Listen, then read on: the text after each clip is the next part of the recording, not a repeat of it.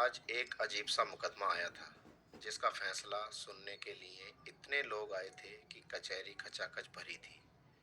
जितने लोग थे उतनी बातें। कोई कह रहा था उसे ऐसा नहीं करना चाहिए था। जान बहुत कीमती है भाई। परेशानियां तो आती जाती रहती हैं। जिंदगी गई तो दोबारा नहीं मिलती। इसी तरह सभी का अपना अपना तर्क था। आत्महत्या की कोशिश करने वाले नवयुवक को कटघरे में लाया गया। देखने में तो पढ़ा लिखा लगता है और हरकत तो देखो। लोगों के बीच से आवाज आई। बोलने वाले पर उसकी निगाहें जाकर रुक गईं। वो देखकर चुपचाप मुस्कुराया और शांत कटघरे में खड़ा रहा। तभी जज साहब आए और सब खड़े हो गए। कार्रवाई शुरू की गई। सरकारी वकील ने अपनी दलीलें पेश करनी शुरू की।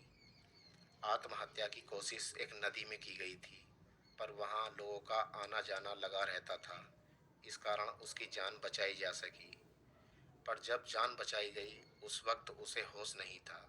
पुलिस को बुलाया गया तो पुलिस कर्मचारी उसे सरकारी अस्पताल लेकर गए। वहां जब उससे पूछा गया तो पता चला कि उसने जिंदगी से मुक्ति पाने के लिए आत्महत्या की कोशिश की थी। इसके पीछे और किसी का हाथ नहीं है। बहुत जोर देने पर भी उसने और कुछ नहीं बताया। सरकारी वकील ने कार्रवाई शुरू की।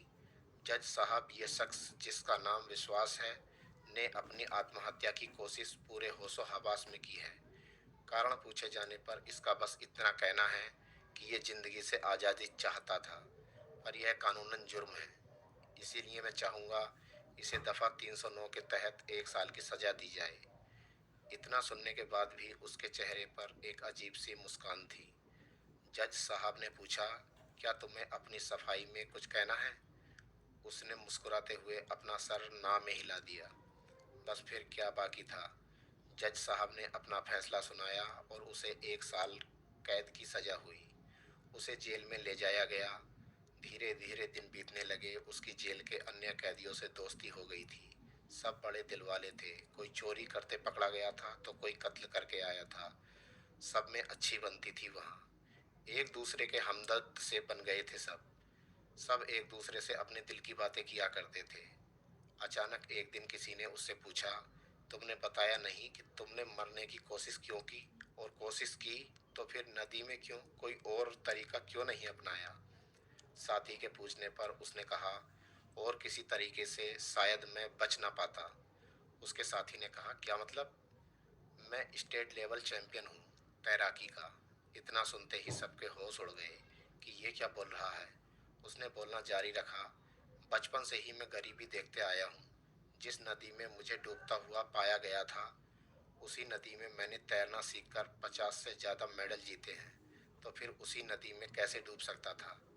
मैंने यह कदम अपनी गरीबी के चलते उठाया, जिसके कारण मेरे पास खाने को एक वक्त की रोटी भी नहीं थी और ना ही कोई काम मिल रहा था। तभी अचानक मैंने सोचा कि क्यों ना आत्महत्या कर लूं। फिर याद आया कि आत्महत्या गैर कानूनी है और 1 साल की सज़ा है। इसलिए मैंने ये सब किया। और अब दफ़ा 309 के तहत मेरे सर पर छत है, खाने को 2 वक्त की रोटी है, और तो और यहाँ पर अगर बीमार भी होता हूँ तो फ्री में इलाज है। बस इसीलिए यहाँ आ गया। इतना सुनते ही सब असमंजस में पड़ गए कि हंसे या अफसोस जताएं। तभी रात के खाने के लिए सबको आवाज़ दी गई और सब अपनी अपनी थाली उठाकर चल पड़े। दोस्तों, ये रोटी की कहानी